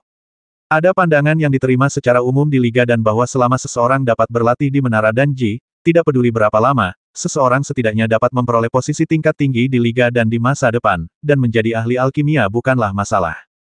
Sejak menara Danji dibangun, orang yang berlatih paling lama telah tinggal di dalamnya selama 10 tahun penuh. Ini adalah jumlah waktu yang sangat menakjubkan. Orang lain yang telah memasuki menara Danji membutuhkan waktu berhari-hari atau berbulan-bulan, dan hanya sedikit yang membutuhkan waktu lebih dari setahun. Tetapi ada satu orang yang bertahan di sana selama 10 tahun dan menggemparkan Liga dan saat itu. Setelahnya, orang tersebut memang bersinar di Liga Alkimia dan menjadi talenta nomor 1 yang tak terbantahkan di Liga Alkimia saat itu.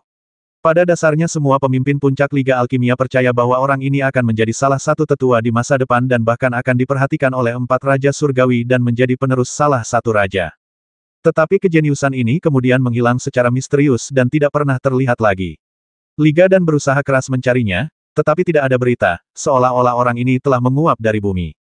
Ada yang menduga bahwa orang jenius ini telah meninggal dunia dan meratapinya, ada pula yang menduga bahwa ia mungkin terjebak di suatu tempat dan tidak dapat melarikan diri.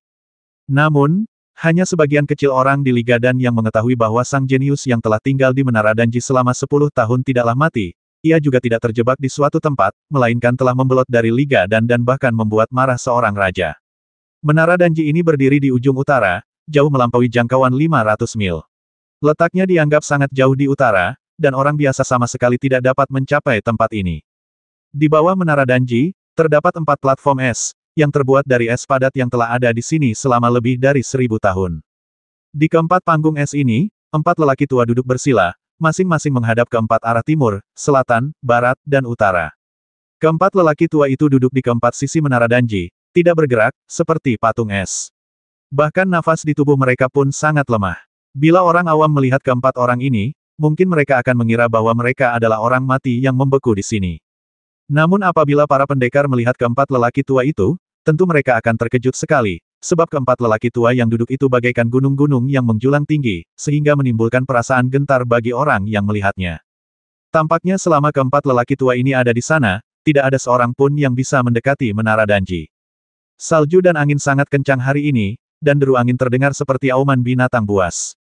Sesosok tubuh datang menuju Menara Danji di tengah angin dan salju. Angin dan salju sangat kencang, tetapi tetap tidak dapat menyembunyikan sosok yang berjalan di tengah angin dan salju. Ini adalah ujung utara. Fakta bahwa seseorang bisa datang ke sini menunjukkan bahwa dia sangat berkuasa. Dia setidaknya harus menjadi pakar terkemuka di antara 9 negara. Di kaki Menara Danji, 4 lelaki tua yang duduk bersila di atas platform es tampaknya merasakan sesuatu dan membuka mata mereka pada saat yang bersamaan. Keempat lelaki tua itu mengangkat kepala dan memandang ke arah suara di tengah angin dan salju, dengan sedikit keanehan di mata mereka. Dengan ledakan keras, aura tak terlihat menyebar ke segala arah, dan salju serta angin yang awalnya memenuhi langit menghilang dalam sekejap. Tak jauh dari sana, sesosok tubuh berjalan perlahan menuju Menara Danji. Berhenti, kata lelaki tua yang duduk di panggung es di sisi timur Menara Danji kecil, suaranya sangat datar. Sosok itu tidak berhenti, ia masih berjalan, masih dengan kecepatan yang sama lambat dan mantap. Berhenti, kata lelaki tua dari timur itu lagi, suaranya tidak keras namun mengandung sedikit kesan agung. Titik titik titik, titik titik titik. Sosok itu tidak berhenti, seolah-olah dia sama sekali tidak mendengar suara lelaki tua itu, atau mungkin dia sama sekali tidak menganggap serius omelan lelaki tua itu.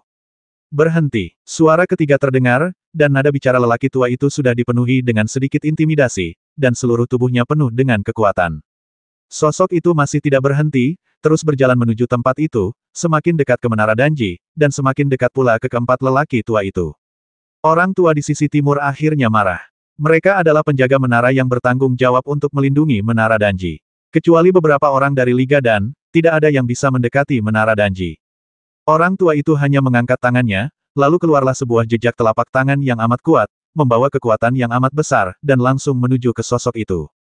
Orang tua itu tidak menunjukkan belas kasihan dalam serangan telapak tangan ini.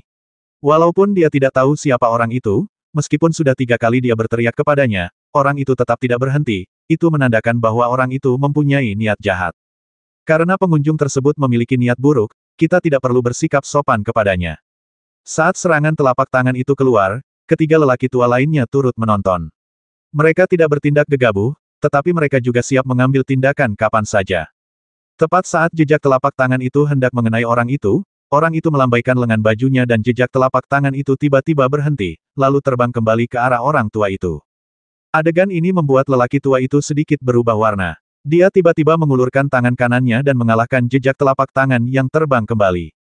Pada saat ini, 3 lelaki tua lainnya juga menjadi waspada. Pria itu ternyata bisa membalas serangan orang tua itu hanya dengan lambaian tangannya. Cara seperti itu sungguh ampuh, menunjukkan bahwa pendatang baru itu luar biasa. Tapi itu tidak mengherankan. Ini adalah ujung utara. Untuk bisa sampai ke sini, kekuatan orang ini pasti sangat kuat. Pada saat ini, keempat lelaki tua itu akhirnya melihat wajahnya dengan jelas. Tidak lain dan tidak bukan adalah Situ Yue, guru utama Konfusianisme Qihai. Situ Yue berwajah dingin dan mengenakan gaun putih polos, sangat cocok dengan hamparan gurun es di sekitarnya. Benar saja, ada seseorang yang menjaga di sini, tapi sayangnya dia tidak bisa menghentikanku. Situ Yue menatap Menara Danji hitam yang menjulang tinggi dan bergumam. Keempat lelaki tua itu tidak berani ceroboh. Meski mereka sudah bertahun-tahun berjaga di sini dan tidak peduli dengan urusan duniawi, bukan berarti mereka tidak tahu apa yang terjadi di dunia luar. Mereka semua tahu tentang pecahnya perang antara 2 tempat, hilangnya Kaisar Qin dan Kaisar Yuan, dan beberapa penguasa dari 7 lautan dan 3 agama. Para pemimpin puncak liga dan sering menghubungi mereka dan memberitahu mereka banyak hal. Sebagai salah satu orang paling berkuasa di sekolah Konfusianisme 7 lautan dan tokoh yang pernah berperang melawan 3 kaisar, Situ Yue pada dasarnya diakui oleh kebanyakan orang di 9 negara. Pada saat ini, Situ Yue muncul di sini, dan keempat lelaki tua itu langsung mengenalinya.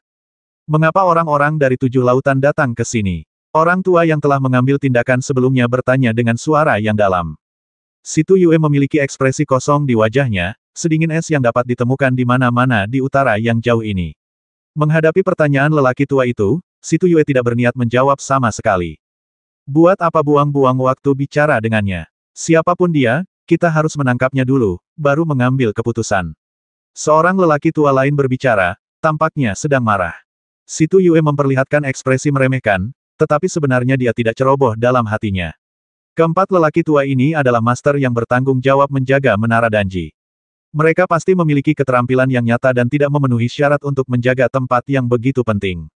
Situ Yue bergerak, dan seni bela diri Konfusianisme segera ditampilkan. Sebuah karakter kuno yang rumit muncul di udara, menunjukkan kekuatan tak terbatas. Hanya karakter kuno yang memunculkan banyak seni bela diri mendalam-dalam sekejap, dan setiap gerakan dan gaya adalah yang terbaik. Semua teknik bela diri dipadukan dalam satu karakter kuno ini. Dari sini, kita bisa melihat seberapa tinggi kemampuan bela diri Situ Yue. Begitu karakter-karakter kuno itu keluar, mereka menghantam ke arah keempat lelaki tua itu. Keempat lelaki tua itu tidak berani ceroboh, karena mereka semua tahu bahwa Situ Yue adalah guru tertinggi dalam Konfusianisme. Sekalipun mereka berempat menggabungkan kekuatan, mereka tidak terlalu yakin bisa menangkapnya. Ledakan, mereka berempat menyerang bersamaan dengan satu serangan telapak tangan. 4 jejak telapak tangan muncul secara bersamaan, semuanya memancarkan kekuatan terbesar dari keempatnya. Karakter-karakter kuno datang dan bertabrakan dengan keempat telapak tangan secara terus-menerus.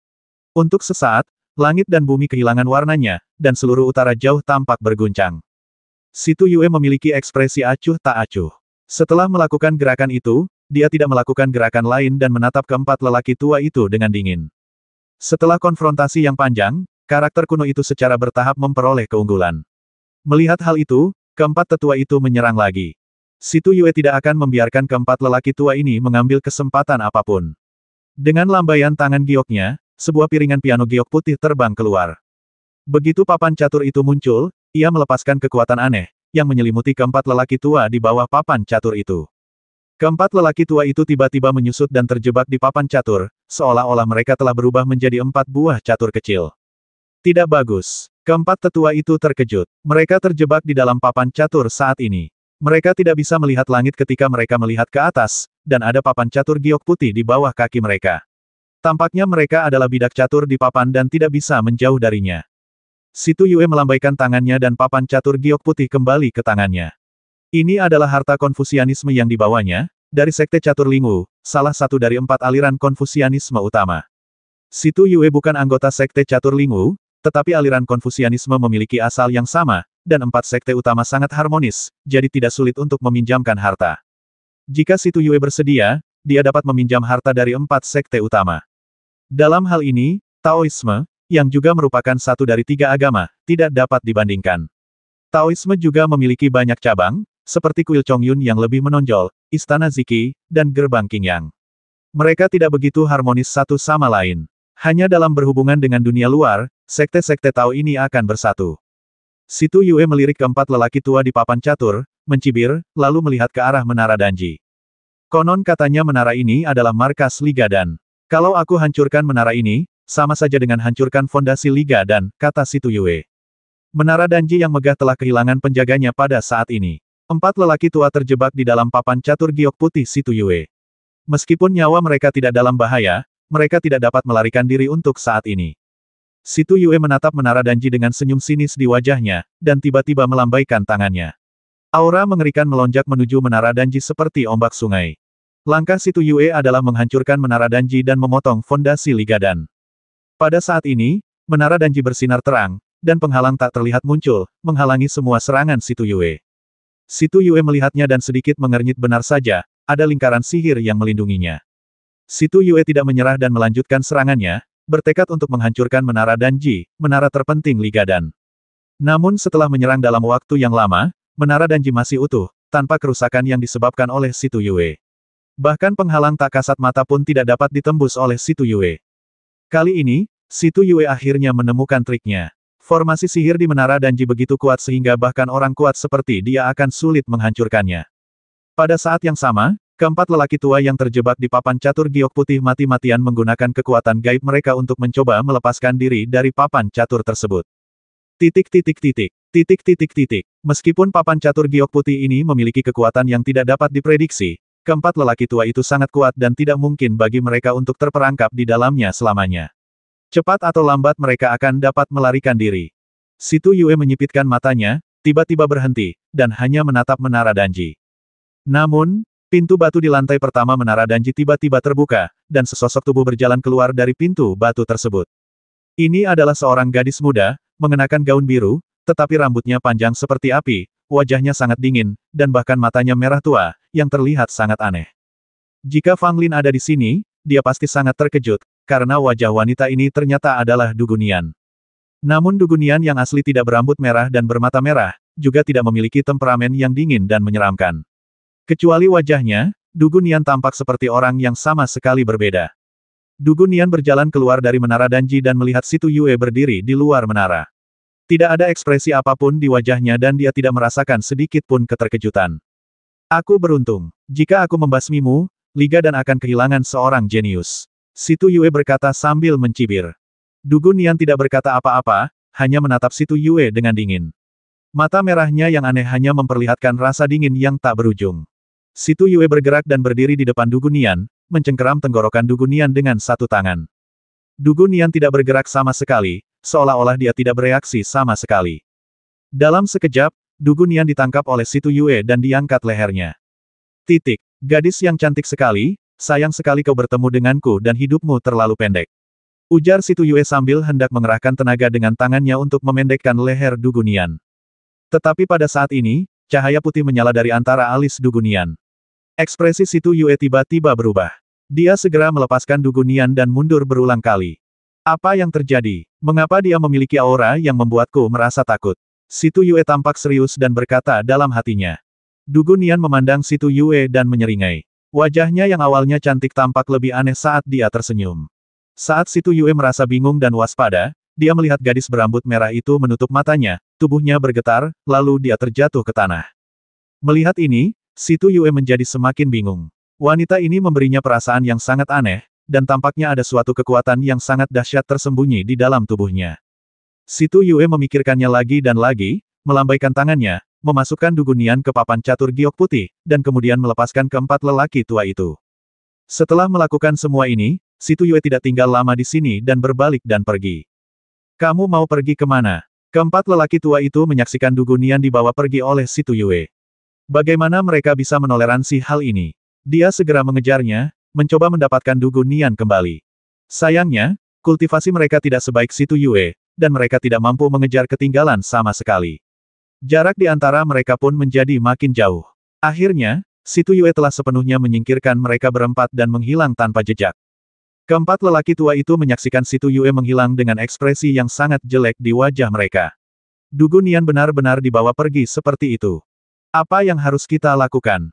Keempat lelaki tua itu saling berpandangan, semuanya dengan ekspresi khawatir. Tidak peduli apa, mari kita beritahu Raja Nanchen terlebih dahulu. Salah satu lelaki tua itu menggelengkan kepalanya dan berkata. Keempat tetua segera memberitahu Raja Nanchen, yang bertanggung jawab atas pengadilan Danlin, tentang apa yang terjadi di Menara Danji. Raja Surgawi Nanchen sedang menangani masalah penting ketika dia mengetahui bahwa sesuatu telah terjadi di Menara Danji, terutama bahwa Du Gunian diculik oleh Situ Yue. Raja Nanchen langsung terkejut dan bahkan menyingkirkan segala sesuatunya dan langsung berangkat untuk bergegas ke utara. Ketika mereka tiba di ujung utara, Nanchen Tianwang mengikuti arah di mana Situ Yue menghilang menurut deskripsi keempat tetua. Setelah mengejar sampai ke wilayah kerajaan Tang, Raja Nanchen mendesah. Dia masih belum berhasil menyusul Situ Yue sampai di sini, dan dia pasti sudah pergi jauh. Raja Nanchen bahkan lebih khawatir. Du Gunian diculik. Ini berita yang sangat buruk. Ketika memikirkan hubungan antara Du Gunian dan Fang Lin, jika Fang Lin tahu bahwa Du Gunian diculik, dia mungkin akan melampiaskan amarahnya pada Liga Dan, berpikir bahwa Liga Dan lah yang gagal melindunginya dengan baik. Dia sebenarnya diculik oleh orang-orang Qihai di Menara Danji. Apa yang sedang terjadi? Raja Nanchen segera memberi perintah dan mengirim 2 orang kuat lagi untuk menjaga Menara Danji, dan memberitahu keempat tetua bahwa berita penculikan Du Gunian tidak boleh diungkapkan. Nanchen Tianwang berpikir bahwa dia harus menemukan cara untuk menyelamatkan Du Gunian dari Qihai sesegera mungkin. Jika waktu ditunda terlalu lama, siapa yang tahu apa yang akan terjadi. Jika Fang Lin tahu tentang hal itu, tidak seorang pun dapat meramalkan bagaimana anak ini akan membuat masalah. Cara terbaik adalah menyembunyikannya dari Fang Lin terlebih dahulu, lalu menyelamatkan Du Gunian. Dengan cara ini, bahkan jika Fang Lin tahu bahwa Du Gunian diculik oleh Qi Hai, dia telah diselamatkan, jadi dia tidak akan melampiaskan amarahnya pada Li Gadan. Yang paling dikhawatirkan Raja Nanchen adalah rakyatnya tidak dapat diselamatkan. Jika Fang Lin tahu tentang ini, itu akan sangat buruk. Pada saat ini, Fang Lin yang berada jauh di negeri Qian, juga telah memasuki langkah krusial dalam pembaptisan kolam guntur. Fang Lin telah menerobos sekali dan berhasil memasuki tingkat ke-8 tulang roh. Dia sekarang mendekati level ke-9 tulang roh dan sedang mencoba untuk menerobosnya. Begitu Fang Lin berhasil menerobos dan memasuki tingkat ke-9 tulang roh, dia tidak akan jauh dari alam sumber roh. Di usia Fang Lin, sungguh mengejutkan bisa mencapai tingkat kultivasi seperti itu. Namun, dalam situasi kacau seperti itu, bahkan jika Fang Lin memasuki alam Ling Yuan, dia hanya akan memiliki lebih banyak kekuatan untuk melindungi dirinya sendiri, dan masih jauh dari mampu bersaing dengan orang-orang yang benar-benar kuat itu. Kenapa kamu merasa sedikit tidak nyaman? Fang Lin yang tadinya berada di tengah genangan guntur jauh di angkasa, tiba-tiba membuka matanya, ada secercah keraguan di matanya. Ada apa? Tanya mumi tua itu. Fang Lin menggelengkan kepalanya. Tidak apa-apa, aku hanya tiba-tiba merasa sedikit tidak nyaman. Oh, perasaan tidak enak yang tiba-tiba di hatimu mungkin disebabkan oleh sesuatu yang terjadi pada seseorang yang ada hubungannya denganmu, kata mumi tua itu. Fang Lin bersenandung. Setelah mumi tua itu berkata demikian, kegelisahannya makin menjadi-jadi. Jangan terlalu banyak berpikir. Kita tunggu saja sampai latihan di Thunder Pool selesai, kata mumi tua itu. Fang Lin mengangguk, menekan kegelisahan di hatinya, dan terus berlatih dengan mata tertutup. Saat ini dia sedang dalam tahap terobosan. Kalau terobosan itu terhalang karena kegelisahan dalam hatinya, itu tidak baik. Tidak peduli apapun, dia harus menerobos wilayah itu terlebih dahulu. Negara Qian, Sekte Zixia. Di tepi danau Wuzong Chenjian, King Jianzi sedang duduk bersila di tepi danau. Seorang lelaki tua jelek berjalan mondar-mandir di samping King Jianzi dengan tangan di belakang punggungnya. Wah, kamu punya kualifikasi yang bagus. Coba aku pikirkan apa yang harus aku ajarkan padamu. Kata lelaki tua jelek itu sambil mengepalkan tangannya. King Jianzi menatap lelaki tua jelek itu yang berjalan mondar-mandir di depannya, dan tak lama kemudian dia merasa pusing karena cara berjalan lelaki tua itu. Senior, saya merasa sedikit pusing. King Jianzi berkata tanpa daya. Lelaki tua yang buruk rupa itu melengkungkan bibirnya ketika mendengar ini. Lihatlah betapa tidak bergunanya dirimu. King Jianzi benar-benar ingin menangis tetapi tidak ada air mata. Kau berjalan begitu cepat, bagaikan embusan angin, bergoyang di depan mataku, yang bisa membuat siapapun pusing. Kamu punya koneksi dengan pedang naga pengembara, yang berarti kamu cukup beruntung. Biar aku tunjukkan padamu satu set keterampilan pedang. Perhatikan baik-baik dan jangan sampai pusing, kata lelaki tua jelek itu. King Jianzi mengangguk berulang kali. Pria tua jelek itu mengambil dahan pohon di dekatnya dan memperagakan serangkaian ilmu pedang di depan King Jianzi. Gerakan lelaki tua jelek itu tidak cepat, malah bisa dikatakan agak lambat, dan setiap gerakannya sangat jelas. Tetapi King Jianzi masih memiliki perasaan seperti mimpi dan sangat terkejut.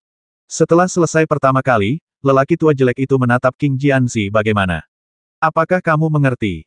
Ketika King Jianzi mendengar suara lelaki tua jelek itu, dia tiba-tiba terbangun dari mimpinya dan mengangguk, tidak begitu mengerti apa maksudnya. Orang tua jelek itu mengerutkan kening dan melemparkan ranting di tangannya ke King Jianzi. Datanglah dan berlatihlah lagi. King Jianzi mengambil dahan itu dan kemudian memperagakan teknik pedang yang baru saja dilihatnya lagi di depan lelaki tua jelek itu. King Jianzi memiliki ingatan yang sangat baik, terutama dalam hal teknik pedang dan gerakan pedang. Dia memiliki kepekaan alami dan dapat mengingat apapun yang dilihatnya.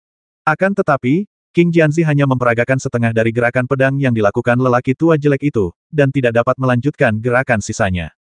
Bahkan gerakan setengah pedang yang telah dilakukan King Jianzi pun tersendat-sendat dan terlihat sangat kikuk. Ketika lelaki tua jelek itu melihat hal ini, dia tidak menunjukkan kekecewaan apapun. Sebaliknya, dia tersenyum dan mengangguk, dan tampaknya dia sangat puas dengan King Jianzi. Senior, saya minta maaf karena telah mempermalukan Anda. King Jianzi berdiri di sana dengan sedikit tidak nyaman, dengan ekspresi malu di wajahnya. Lelaki tua jelek itu sengaja memasang wajah tegas dan berkata, lihatlah dirimu. Aku sangat lambat dalam melakukan trik itu dan kau belum mengingat semuanya. Kok otakmu bisa begitu lemah? King Jianzi merasa semakin malu. Namun, lelaki tua jelek itu tidak sengaja menyerang King Jianzi lagi. Dia menepuk pundaknya dan melakukan teknik pedang yang sama lagi. Kali ini, King Jianzi memperhatikan dengan lebih serius, tanpa berkedip sedikit pun, dan mengikuti gerakan pedang lelaki tua jelek itu sepenuhnya. Orang tua jelek itu melancarkan gerakan pedangnya sedikit lebih cepat pada kali kedua dibanding kali pertama. Karena King Jianzi sudah melihatnya sekali, kali kedua tidak terasa sesulit pertama kali. Datanglah dan cobalah. Orang tua jelek itu melemparkan dahan itu ke King Jianzi lagi dan memintanya untuk mencoba lagi. King Jianzi jauh lebih percaya diri kali ini. Dia pada dasarnya menghafal semua gerakan pedang, dan dia melakukannya dengan cukup baik. Orang tua jelek itu mengelus jenggotnya dan mengangguk. Dia sangat puas dengan pemahaman King Jianzi. Satu-satunya hal yang tidak membuatnya puas adalah bahwa titik awal King Jianzi terlalu rendah dan dia belum menerima bimbingan dari guru terkenal. Kemampuannya dalam ilmu pedang mungkin menonjol di 3 kerajaan bawah dan dapat dianggap baik di 3 kerajaan tengah, tetapi di mata seorang pendekar pedang seperti lelaki tua jelek itu, dia bahkan tidak ahli dalam segala hal. Terlebih lagi, usia King Jianzi telah melewati waktu terbaik untuk berlatih ilmu pedang, dan kondisi fisiknya hampir sempurna. Tidak seperti beberapa anak laki-laki berusia 13 atau 14 tahun, yang kondisi fisiknya belum matang, itulah waktu terbaik untuk berlatih ilmu pedang. Akan tetapi, lelaki tua buruk rupa itu adalah pendekar pedang dari 9 kerajaan pada masa itu, dan prestasinya dalam ilmu pedang sungguh luar biasa. Sekalipun kondisi King Jianzi tidak sempurna, dia yakin bisa mengajarinya menjadi ahli ilmu pedang. Sejauh mana King Jianzi bisa melangkah, itu tergantung pada dirinya sendiri. Di sebuah ruang batu di gunung belakang puncak Xixia, Master Sekte Han Loyun juga mengasingkan diri. Kultivasinya berada pada puncak level ke-9 dari Vena Spiritual. Asal dia maju 1 langkah lagi, dia dapat memasuki alam tulang spiritual. Fang Lin telah memberinya beberapa pil untuk membantunya pulih. Pada saat ini, Han Loyun siap melakukan dorongan terakhir dan menerobos ke alam tulang roh. Tingkat kultivasi semua pemimpin Sekte Xixia berikutnya tidak terlalu tinggi. Hanya pemimpin tertua yang melampaui alam tulang roh. Seiring berjalannya waktu, tingkat kultivasi para pemimpin Sekte Xixia selanjutnya menjadi semakin rendah. Pada dasarnya, tak seorang pun dapat memasuki alam tulang roh, dan mereka semua berlama-lama di alam Vena roh. Sekte Xixia saat ini juga memiliki master di alam Linggu, tetapi jumlah mereka hanya 2 orang, dan masa hidup mereka hampir berakhir. Mereka hanya bertahan hidup dengan mengandalkan ramuan ajaib. Kedua ahli tulang spiritual ini adalah kartu truf terakhir Sekte Xixia. Tentu saja, dalam situasi saat ini, 2 orang ahli tulang spiritual bukanlah apa-apa, tetapi dalam keadaan normal, jika Sekte Xixia memiliki 2 orang ahli tulang spiritual ini sebagai penanggung jawab, posisinya di 3 kerajaan akan sangat stabil. Di gerbang gunung Sekte Xixia, sesosok muncul diam-diam. Orang ini mengenakan topeng besi hitam dan jubah hitam longgar. Wajah dan tubuhnya ditutupi jubah dan topeng hitam. Dia berdiri di gerbang gunung Sekte Xixia, tetapi murid-murid Sekte Xixia yang menjaga gerbang gunung tidak dapat melihatnya sama sekali. Pria bertopeng itu menatap Xixia Zong dengan tatapan sedih dan rumit, bahkan sedikit kebencian, seolah-olah dia sedang menahan amarahnya. Pada saat ini, sebilah pedang panjang tiba-tiba jatuh dari langit dan menusuk di depan pria bertopeng itu. Pedang itu masih bergetar dan mengeluarkan suara berdengung. Pria bertopeng itu terkejut. Dia tahu bahwa ada seorang pendekar pedang yang kuat di Sekte Xixia, dan langkah ini merupakan peringatan baginya. Pria bertopeng itu tidak tinggal lama dan berbalik untuk pergi. Baru pada saat itulah para murid yang menjaga gerbang gunung melihat sebilah pedang tertancap di tanah tak jauh dari sana. Ribuan mil jauhnya dari kerajaan Qian, 3 sosok muncul entah dari mana. Salah satu dari mereka berwajah tua dan mengenakan jubah abu-abu, dengan 3 lentera kuno berkibar di belakangnya. Orang ini tidak lain adalah Buddha paling berkuasa di antara 3 agama Buddha, Buddha Dipangkara, dan 2 orang di belakangnya adalah Chang Yunzi dan Situ Yue. Status ketiga orang ini di 7 lautan hampir setara dengan 3 kaisar di 9 kerajaan. Mereka dapat disebut sebagai master terbaik di dunia. Mereka pergi bersama kali ini hanya untuk menguji kekuatan mumi tua Jing Sulong. Wajah Buddha Dipangkara tenang, tidak gembira maupun sedih, seolah-olah ia telah melepaskan segalanya dan tidak lagi mempedulikan apapun. Ini juga merupakan kali terakhirnya berjuang untuk 3 agama. Tidak peduli apapun hasilnya, dia akan meninggal dan menyumbangkan reliknya sendiri. Buddha, sudah hampir tiba, kata Chang Yunzi. Buddha Dipangkara mengangguk tanpa berkata apapun. Nyala api dari 3 lampu kuno di belakangnya berkedip-kedip, seolah-olah akan padam oleh angin sewaktu-waktu. Pada saat yang sama, jauh di langit di atas negeri Qian, Fang Lin duduk bersila di kolam guntur, dan berada dalam masa kritis terobosan. Aura di sekelilingnya melonjak, dan garis-garis halus petir terus bergerak melintasi tubuh Fang Lin, tetapi Fang Lin tidak merasakan sakit sama sekali, dan sebaliknya merasa sedikit nyaman.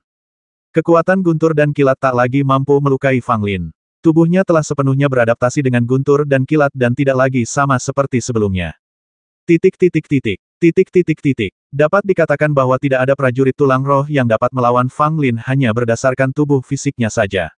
Kekuatan satu pukulan cukup untuk menghancurkan para prajurit di bawah tingkat ke-9 tulang roh hingga berkeping-keping. Ini adalah kekuatan Fang Lin saat ini, tetapi terobosannya baru saja dimulai. Jika dia memasuki tingkat ke-9 tulang roh, maka dengan kekuatan Fang Lin saat ini, dia akan menjadi tak terkalahkan di alam tulang roh, dan dia bahkan dapat bertarung melawan sumber roh tingkat pertama. Pada saat kritis inilah mumi tua itu sangat merasakan aura dahsyat yang memancar dari ketiga orang termasuk Buddha Dipamkara. Jika tiga orang kuat datang, kita akan mendapat masalah lagi, kata mumi tua itu, tetapi nadanya sangat tenang. Fang Lin tidak menanggapi ketika mendengar ini. Ia yakin mumi tua itu sanggup menangani segalanya dan ia hanya perlu berkonsentrasi untuk menerobos. Pada saat ini, Fang Lin merasakan sedikit gerakan datang dari tas Istana 9. Sumber gerakan ini adalah lampu kuno Dewa Api. Lampu kuno Dewa Api sedang merespons. Sepertinya beberapa lampu kuno lainnya sedang mendekat ke sini, kata Fang Lin. Memang ada aura dari lampu kuno Dewa Api, dan jumlahnya ada 3. Lumayan, cukup tepat untuk mengambil semuanya. Mumi tua itu pun merasakan aura panas yang menyengat dari kejauhan, lalu berkata sambil tersenyum. 3 sosok itu datang ke suatu tempat tidak jauh dari kolam guntur dan berhenti, tidak bergerak mendekat lagi. Ketiga Buddha Dipamkara semuanya mengarahkan pandangan mereka ke arah Fang Lin di kolam guntur. Bahkan seorang pria tua dan berkuasa seperti Dipamkara Buddha, yang setenang gunung, merasa sedikit bingung. Siapa orang ini? Chang Yunzi dan Situ Yue mengenali Fang Lin. Mereka hanya mendengar Chang Yunzi berkata, anak ini adalah Fang Lin dari Liga Alkimia. Dia disebut sebagai jenius muda pertama Liga Alkimia oleh orang-orang di 9 negara. Yu Qingcheng dari Nadi Alkimia Sekte Daoku telah kalah dari anak ini. Mendengar ini, Buddha Dipamkara mengangguk, tetapi dia tidak terlalu peduli. Ia mengira dirinya hanya seorang jenius dalam bidang alkimia dan tidak layak mendapat banyak perhatian. Buddha, hati-hatilah, monster itu dikendalikan oleh anak ini. Chang Yunzi berkata, takut kalau Buddha Dipamkara akan ceroboh terhadap Fang Lin. Mendengar ini, Buddha Dipamkara memperlihatkan pandangan waspada ke arah Fang Lin. Dia telah belajar dari Chang Yunzi betapa kuatnya ibel keluarga Long. Itu adalah eksistensi yang mampu bersaing dengan mereka dan tidak boleh diremehkan. Fang Lin duduk bersila di kolam guntur, membuka matanya, melirik Buddha Dipamkara dan 2 orang lainnya, lalu menatap 3 lampu kuno yang melayang di belakang Buddha Dipamkara, dan sebuah senyuman muncul di sudut mulutnya. Itu memang lampu kuno Dewa Api, dan jumlahnya ada 3. Fang Lin berkata dalam hatinya. Ada 7 lampu kuno Dewa Api, tetapi Fang Lin hanya memiliki 1 di tangannya, jadi dia tidak dapat melepaskan kekuatan sejati lampu kuno Dewa Api. Konon, jika ke-7 lampu Dewa Api kuno bersatu kembali, mereka dapat membakar langit dan merebus lautan, bahkan membangkitkan Kaisar Api kuno yang kuat. Fang Lin tidak mengenal Yan Huang, karena saat dia masih menjadi Danzun, Yan Huang hanyalah sosok kecil yang baru saja memulai. Baru setelah kematian Fang Lin dan kekacauan antara langit dan bumi, Yan Huang menjadi orang yang kuat, dan 7 lampu apinya membakar langit dan bumi. Mumi tua Jing Zulong suatu kali bertarung dengan Yan Huang. Mumi tua itu sendiri mengatakan bahwa pertarungan itu berakhir seri, namun hanya mumi tua itu sendiri yang tahu apa hasilnya. Fang Lin selalu ingin mengumpulkan ke-7 lampu Dewa Api kuno. Jika dia melakukannya, dia akan memiliki kartu truf yang sangat kuat di tangannya. Tetapi gagasan ini belum mengalami kemajuan apapun. 3 lampu Dewa Api kuno milik rubah penelan langit jatuh ke tangan orang bijak ibel yang setara surga, dan Fang Lin tidak bisa meminta langsung kepada orang bijak ibel yang setara surga. Sekalipun dia memintanya, Demon Sage tidak akan memberikannya. Sekarang, orang-orang dari 7 lautan dan 3 agama benar-benar membawa lampu kuno Dewa Api ke depan pintu mereka. Tentu saja Fang Lin dan Mumi Tua harus menerimanya. Mereka tidak bisa menolak daging berlemak yang dikirim ke rumah mereka, bukan? Amitabha, aku berasal dari Sekte Buddha 7 Lautan dan ingin menyelamatkan orang-orang yang ditawan dari 3 agama kita. Buddha Dipamkara melakukan penghormatan Buddha dan berkata kepada Fang Lin dengan nada yang sangat sopan.